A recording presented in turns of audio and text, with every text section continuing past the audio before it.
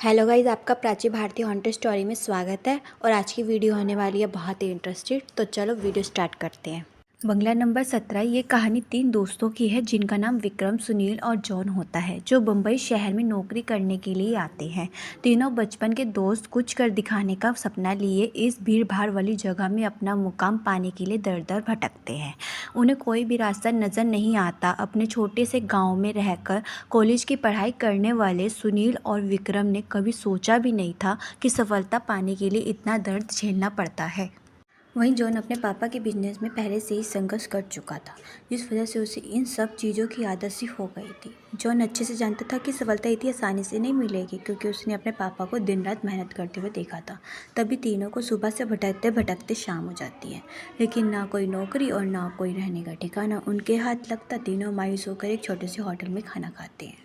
दरअसल उनके पास कोई खास पैसे भी नहीं होते। वह तो सिर्फ अपनी एक दो की व्यवस्था बनाकर निकले थे। उन्हें लगा था कि आते जाते ही उनके साथ कोई चमत्कार होगा और उनको नौकरी मिल जाएगी। तीनों एक बिल्डिंग के पास पहुंचे जाते हैं। कुछ देर बाद सभी बिल्डिंग का गेट के पास बैठ जाते हैं। 1-2 घंटे बैठे हुए गुजर जाते हैं। तभी बिल्डिंग के चौकीदार की नज़र उन पर पड़ती है। वह जोर की आवाज़ में उन्हें डांटते हुए कहता है, कौन हो तुम लोग, यहाँ क्यों बैठे हो? तीनों अजनबी शहर में किसी को पहचानते नहीं और ना ही उनका कोई ठिकाना है। तीनों अपनी जगह पर जल्दी खड़े हो जाते हैं और अपनी बात चौकीदार को बताते हैं। चौकीदार को तीनों की हालत देखकर उन पर तरस आता है। उसे एहसास होता है कि कुछ सालों पहले ऐसे ही वह काम मांगते आया था, तब किसी ने उसे सहारा दिया था और आज कम से कम वह इतने बड़े शहर में छोटे से काम के साथ जीवन यापन पा रहा है। जो उन तीनों में थोड़ा समझदार होता है, वह चौकीदार से कहीं रहने के जुगाड़ की बात करता है, क्योंकि उसे पता था कि अभी उनकी हालत किराया देने की नहीं है, तो उन्हें कोई किराया से कमरा क्यों देगा। तभी चौकीदार अपने एक दोस्त से फ़ोन पर बात करता है, जो वहीं से कुछ ही दूर बंगला नंबर 17 में साफ़ सफाई का काम करता है। चौकीदार अपने दोस्त को सारी बात बताता है। तभी उसका दोस्त कहता है कि मेरे साहब तो अपने परिवार के साथ 2 महीने के लिए बाहर गए हैं, तब तक मैं रहने का इंतज़ाम कर सकता हूँ। यह बात सुनकर तीनों दोस्त बहुत खुश हो जाते हैं और वह जल्दी से चौकीदार से कहते हैं कि आप हमें बता दीजिए हम उनके पास कैसे पहुंच सकते हैं। चौकीदार कहता है कि वह बंगला थोड़ा दूर है, रात को वहाँ कोई टैक्सी ऑटो भी नहीं मिलेगा। आज तुम लोग यहीं सो जाओ, कल सुबह हम साथ चलेंगे। तीनों उसकी बात मान जाते हैं। सुबह उठते ही तीनों चौकीदार के साथ बंगले में पहुंच जाते हैं। बंगले की खूबसूरती देखकर तीनों दोस्त हक्का बक्का रह जाते हैं। उन्हें यकीन ही नहीं होता कि उन्हें इतने अच्छे बंगले में रहने का मौका मिलेगा। बंगले का नौकर तीनों दोस्तों को रूम में ले जाता है। तीनों दोस्त गेस्ट रूम में पहुंचकर राहत की सांस लेते हैं। जल्दी से तीनों नहाकर तैयार हो जाते हैं और काम की तलाश में निकल जाते हैं। अब रहने का तो ठिकाना लग चुका था, तलाश थी केवल अच्छे काम की जिससे उनका गुजारा चल सके। लेकिन आज भी उनके साथ वही होता है। सुबह से शाम हो जाती है, लेकिन तीनों हताश होकर वापस अपने स्थान पर आ जाते हैं। नौकर तीनों के लिए खाने का इंतजाम करके रखता है, जिससे उन्हें बहुत ही राहत मिलती है। आज तीनों दोस्तों के लिए बंगले की पहली रात होती है। रात को 12 बजे ही अचानक विक्रम की नींद खुल जाती है और वह अपने आप को बंगले के तहखाने में पाता है, जहाँ पुराना सामान इकट्ठा करके रखा हुआ था। उसे समझ में नहीं आता था कि वह यह कहाँ से पहुँच जाता है। तभी वह घबराहट में अपने दोस्तों को आवाज़ लगाता है, लेकिन किसी को कुछ सुनाई नहीं देता। तभी उसके कानों में सब कुछ सुनाई देता बंद हो जाता है और सिर्फ एक औरत के रोने की आवाज़ आती है। विक्रम चलाता हुआ पूछता है, कहाँ हो तुम, क्यों रो रही हो? अगले ही पल विक्रम अपने बिस्तर में होता है। वह डर के कारण पसीने में लथपथ हो जाता है। वही अपने दोस्तों को जगाता है। सुनील, जॉन और उसकी बात का मजाक उड़ाते हैं और कहते हैं, तुमने कोई सपना देखा होगा, इस बंगले में तो हमारे अलावा कोई भी नहीं है। और विक्रम भी अपने दोस्तों की बात का यकीन करके इस घटना को बुरा सपना समझकर नज़रअंदाज करने को सो जाता है। सुबह उठते ही तीनों दोस्त फिर से तैयार होकर काम ढूंढने निकल पड़ते हैं, लेकिन जैसे ही वह बंगले का गेट से बाहर निकलता है, अचानक कोई औरत आकर विक्रम को चिट्ठी देती है, जिसमें लिखा होता है, तुम इस पते पर आ जाओ, काम मिल जाएगा। और औरत अचानक भागते हुए उनकी नज़रों से ओझल हो जाती है। तीनों दोस्त की सोच में पड़ जाते हैं कि हमें काम की ज़रूरत है। यह इस औरत को कैसे पता चला, लेकिन तीनों को काम की ज़रूरत होती है। उन्हें लगता है कि भगवान ने उसकी मदद करने के लिए किसी को भेजा होगा और तीनों उसकी दिशा में आगे निकल जाते हैं, जहाँ का पता उस कागज़ में लिखा होता है। यहाँ पहुँचते ही उन्हें एक बहुत ही बड़ी बिल्डिंग दिखाई देती है।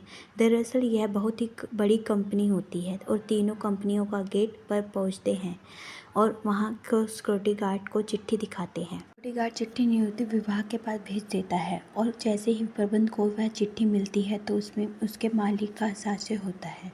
वो उन तीनों से पूछता है, आप हमारे मालिक को कैसे जानते हो? तभी विक्रम जवाब देते हुए कहता है, मैं तुम्हारे बॉस का दोस्त हूँ। अब प्रबंध के पास इनको काम ना देने के अलावा कोई विकल्प नहीं होता। इस कंपनी के मालिक का हस्ताक्षर जो उस चिट्ठी पर मौजूद था, कंपनी के मालिक 7 दिनों की ट्रिप पर विदेशी कंपनियों के दौर में थे और उस बीच उनके कोई संपर्क नहीं था।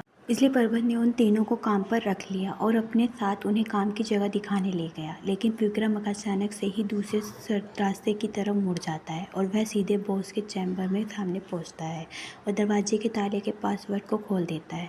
कंपनी का प्रबंध देखकर आश्चर्यचकित रह जाता है। उसे यकीन ही नहीं होता कि जो पासवर्ड केवल कंपनी के मालिक को पता है, वह इसे कैसे पता चला। अब प्रबंध उसे कोई खास आदमी समझने लगता है। उसे पूरा यकीन हो जाता है कि हो ना हो यह व्यक्ति बॉस ने ही भेजा है और वह उसे बिना रुके ही अंदर जाने की इजाज़त देता है। जॉन और सुनील यह सब देखकर समझ ही नहीं पाते विक्रम को यह समझ कैसे आता है। तभी अचानक विक्रम सभी को बॉस का चैम्बर से बाहर निकाल देता है और चैम्बर का दरवाज़ा बंद कर देता है। कुछ ही घंटों के बाद प्रबंध को बॉस का फ़ोन आता है और बॉस प्रबंध से पूछता है कि मेरे कंप्यूटर को किसी का इस्तेमाल किया था। तभी प्रबंध सारी बात बता देता है। बॉस गुस्से में मैनेजर को बोलता है, जल्दी से जाओ और उसे रोको, नहीं तो बर्बाद हो जाऊंगा। और जैसे ही प्रबंध चैम्बर का दरवाज़ा खोलता है तो वह देखता है कि विक्रम बेहोश हो पड़ता है। प्रबंध अपने सुरक्षा कर्मियों के उसे उठाता है, कहता है कि और उसे कुर्सी पर बिठाता है। तभी विक्रम को होश आता है। प्रबंध गुस्से में विक्रम से कहता है कि तुमने क्या किया? मेरे बॉस बहुत नाराज़ है। लेकिन विक्रम को कुछ याद ही नहीं कि वह अपने बंगले के गेट से ही यहाँ तक कैसे आया है। दरअसल वह बंगला पहले से उसकी बॉस का होता है और बॉस ने बंगले को अपने ऑफिस की एक लड़की के लिए ख़रीदा था और कभी कभी सास रहता था जो उसे अपनी कंपनी के काम करती थी। बॉस पहले से ही शादीशुदा था और वह बातें अच्छे से जानता था कि एक ना एक दिन वह लड़की उसके लिए खतरा बन सकती है, इसलिए वह उसकी निजी अश्लील रिकॉर्ड कर लेता था। और जब एक दिन लड़की को यह बात पता चल जाती है तो वो दोनों को खींचातानी करते हुए लड़की के सर में चोट लग जाती है और वह दम तोड़ देती है। वो उस बंगले के गार्डन में ही लड़की को दफना देता है और लड़की की मौत के साथ ही उसका राज दफन हो जाता है। लेकिन जब उस बंगले में तीनों दोस्त अपने आते हैं तो विक्रम गार्डन में घूमते घूमते उस जगह पर अपना पैर रख देता है जहां उस लड़की को दफनाया गया था, जिस वजह से उस लड़की का सीधा संपर्क विक्रम से बन जाता है। वह विक्रम के अंदर प्रवेश कर जाती है और उसे काबू में करके अपना बदला लेने के लिए ऑफिस प्रवेश करती है और बॉस की काली करतूत को इंटरनेट पर वायरल कर देती है। बॉस को विदेश से ही गिरफ्तार कर दिया जाता है। उसका काला चिट्ठा सबसे सामने खुल जाता है और वह बेगनाह हो जाता है। उसकी लड़की के मरने के बाद ही अपना बदला ले लिया था। अब शायद उसकी आत्मा को शांति मिल जाएगी। तीनों दोस्त सब बंगले को बुरा समझकर भूल जाते हैं और इस दर्दनाक भूतिया कहानी का अंत हो जाता है।